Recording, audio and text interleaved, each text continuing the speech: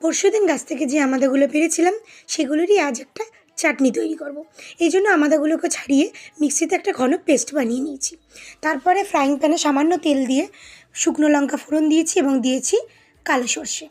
ফোড়নগুলো একটু নাড়াচাড়া করার পরে আমি দিয়ে দেবো আমাদার পেস্ট। এবারে আমি তাতে দিয়ে দেবো 1 চিমটে হলুদ এবং 1 চিমটে নুন। এবার দিয়ে আমি একটু আমাদাটাকে নাড়াচাড়া করব। এই চাটনিতে তেমন কিছু বেশি উপকরণের প্রয়োজন হয় না। এবারে আমরা দিয়ে দেবো 1 চামচ মতো চিনি। চাইলে কেউ এখানে লেবুর রসও অ্যাড করতে পারেন যদি একটু চাটনিটা টক মিষ্টি খেতে চান। তবে হ্যাঁ, আপনাদের জানিয়ে রাখি, এই যে আমি গাছগুলো ছাদে বসিয়েছি, এই গাছগুলোর পেছনে আমার বরের অবদান সবথেকে বেশি। ওই পরিচর্যা করে, ওই বেশি দেখাশোনা করে, সার দেয়।